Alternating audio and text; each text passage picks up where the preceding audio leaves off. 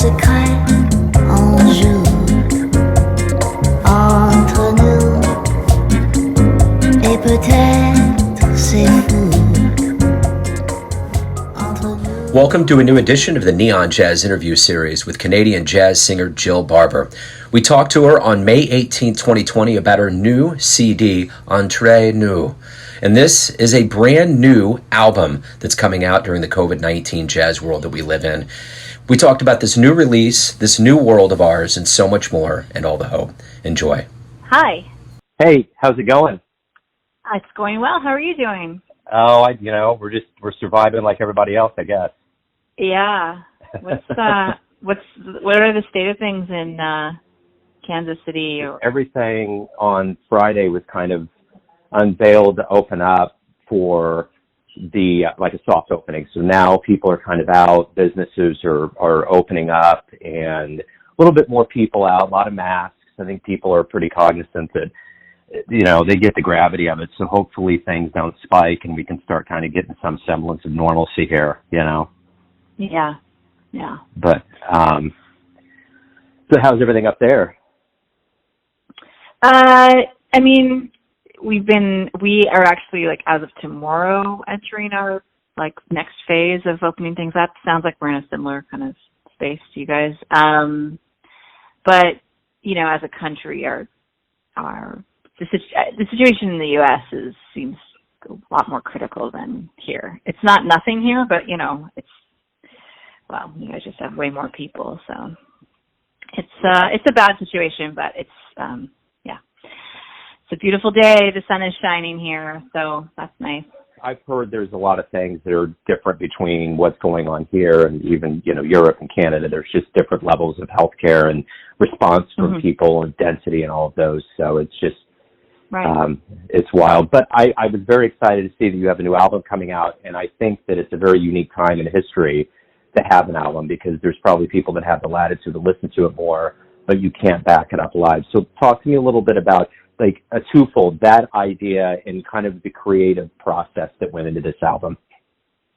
Sure. Thank you so much for your interest. I agree. First of all, I agree with you. I think it actually is kind of an unusually good time to be releasing an album for the exact reason that you already stated. I think people's music listening habits are up and people need music more than ever.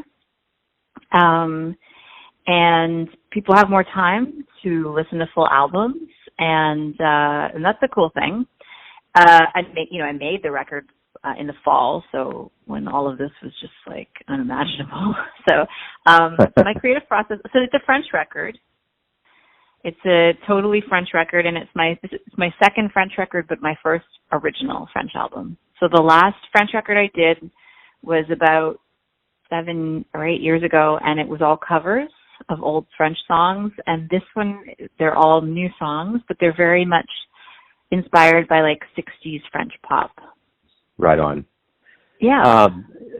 And what I've listened to already, on Apple Music, there were some previews. I was just ecstatic to hear new material. What else are you doing during this time of quarantine to kind of be creative?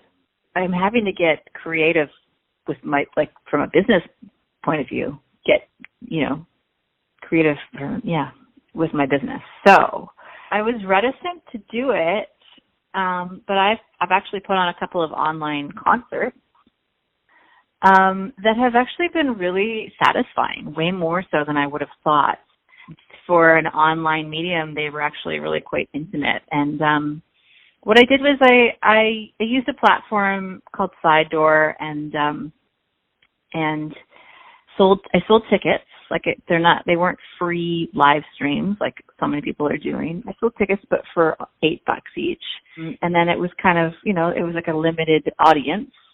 And then I would just play songs from my living room and interact with fans throughout the show. I had a moderator, so they would just bring them up. Like, it was on a Zoom call. It was like on in a Zoom conference format, except it was a concert and it was about music, and I was taking questions and just like having interactions with folks, and then just playing songs. And the first one I did is I actually played through my album Chances from 12 years ago, which is to this day, one of my more popular records.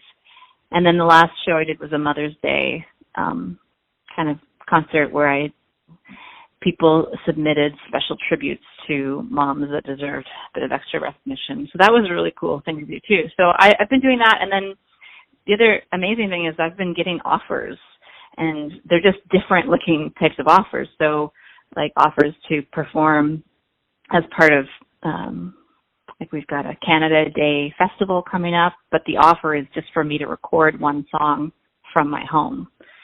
But then I'll be one of the artists on the bill. And then I got another offer from like a French TV show that's going to come to my house and like film me performing on my porch. So it's just everything's looking a little different. So myself and my team are all having to, get creative.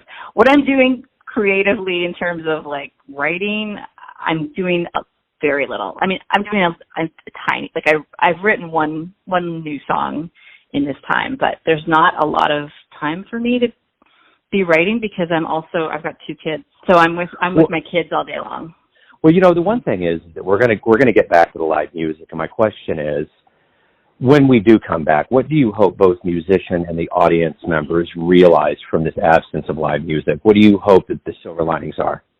I feel like the people that would participate in going out to see live music, the folks that would come to my shows, they got it. Like I think that they were real music fans and would appreciate it.